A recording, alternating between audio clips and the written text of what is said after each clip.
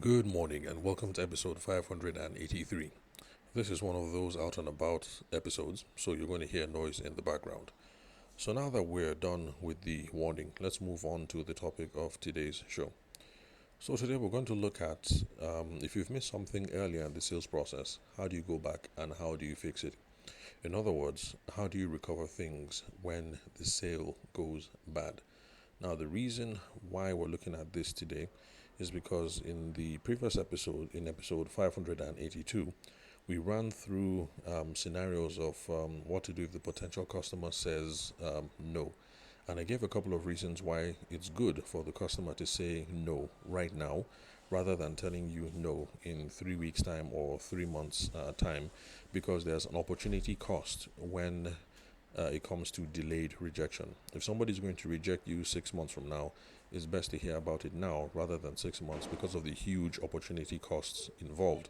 Because you could have spent that time um, looking for other people to talk to or trying to diagnose what the situation is so that you can recover the situation. Because the earlier that you know if there's a problem or not, the better.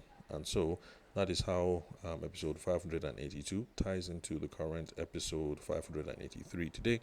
So we're assuming that the person has said, let me think about it. Let me discuss with my husband, my wife, my boss, my colleagues. Let me discuss with my partners, whatever. They're giving you the roundabout, any other thing but a definite no. We need to find out what the status of the sale is so that we can either bail and move on and talk to other people or see how we can recover the situation. Now, if the potential customer or client says, let me think about it, let me discuss with my wife, let me discuss with my husband, let me discuss with my boss, my colleagues, my kids, my church members, blah, blah, blah, whatever, then it means you've missed out on something important in the earlier part of the sales process. And that's something we alluded to in the previous podcast episode. Now, the sales process that we've outlined in the podcast over time includes the first stage, which is prospecting, and that's looking for people to talk to who might be interested in your product or service, people who have a need, a want, an interest, a desire for your product or your service. So, if they say, hold on one moment, I'm being interrupted by my little one at the moment. Okay, so on with the podcast episode.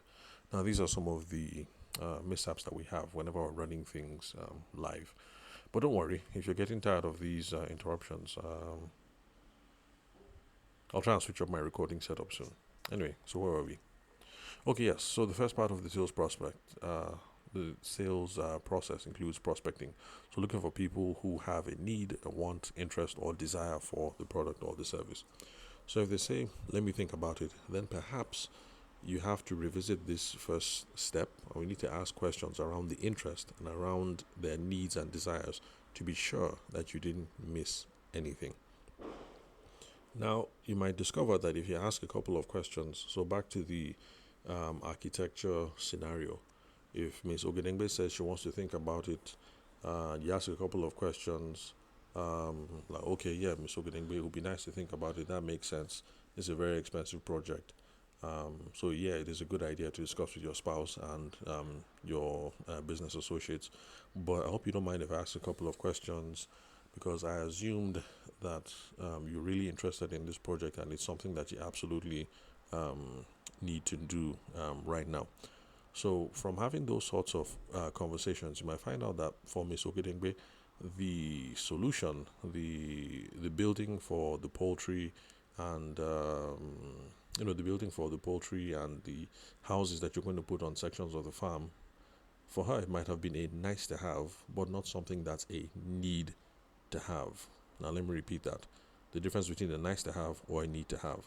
Now, let's say Miss Ogedengbe is in that stage in life where she's flush with cash and so she's thinking of possible things that she needs to do to grow her business. That's the reason why she's talking to you as an architect to see how she can expand her farm or include more buildings for different facilities on the farm. Um, for her, it might just be a nice to have. She's throwing around some ideas, but it's not something that she's ready to pull the trigger on right now. She doesn't think it's a need to have to grow her business. And if that's the problem, then it's something that you need to know about now. It's best to have this sort of information now rather than later.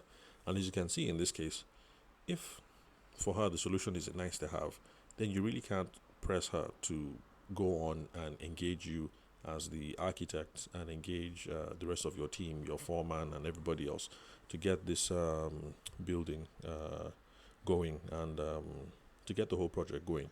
Again, I'd like to apologize to architects listening to this podcast. I'm just freestyling here. So I know that architects are responsible for the design of the project. I'm also assuming that in the Nigerian context that maybe architects also have a role in selecting the foreman and getting the project up and running. But if that's not the case, then forgive me, those of you who are architects listening to this podcast. But I'm just trying to freestyle with examples to explain, just to try and flesh things out. Okay. Sorry, one moment. My second son has come. How are you? I'm fine. Okay, good. Good morning. How are you? Let me finish this recording. Okay. Yeah, where was I? So those are the wonders and the beauties of recording live. Okay. So, the architecture example. What was I with architecture example? Okay, so the architecture example, Miss Ogedengbe, nice to have, need to have. So it's best to know these sorts of things now. So in this situation, if you ask all the right questions, you flesh it out that, oh no, she was just considering things to do, but it's not as if she has to, she has to build this extension or this factory or this poultry or this whatever. It's just something she's considering for the future. Then at least now we don't have to get into that weird phase of where you're following up every single week or every single month trying to get a decision from her when really this was a nice to have but was not a need to have. Now that you have this information, it gives you time to go and look for other people who have more pressing needs. You can get referrals from Madame Ogedengbe for her friends or family members who have residential or maybe business housing projects that need to be initiated right now. Or you could also keep Madame Ogedengbe in the loop by using nurturing tactics and relationship building tactics so that when the time comes and she's ready to pull the trigger and she now thinks that she actually needs to get this poultry going or this part of the factory going or whatever, now that it's a pressing need, you'll be top of mind and she'll just whip up her phone and you're going to be the architect that she's going to call. So those are options that you could do in this case, and that's why it's really important to be able to press in to figure out the real reason whenever people come up with these objections like let me think about it, let me discuss with my wife, let me discuss with my colleagues, blah blah blah. Now, what happens if you've had the conversation with Madame Ogedengbe and it becomes clear that she has a pressing need and that in fact she wants that part of the factory or that part of the farm or she wants that building to go up within the next 6 months, but she's still hitting you up with that, let me think about it, let me discuss with other people. So we're going to explore more of those scenarios now in future episodes. Just remember the thought process that we're going through, that if we miss something and we get these sorts of answers, let me think about it, let me discuss with my wife, other kinds of objections, it means that we've missed something, and so we have to go back in the sales process, ask questions, diagnose, and try and figure out where it is that we where we may have left off something that was important. So in this episode, we've dealt with trying to be sure that they have a need, a want, interest, or desire for the product or the service. So if we have we've been able to figure out that there is absolutely a need, then it means that we need to now look to the other parts of the sales process to see what it is that we have missed out. So thank you very much for chilling with me today on episode 583. Sorry about the interruptions, and I'll catch you guys at the next recording.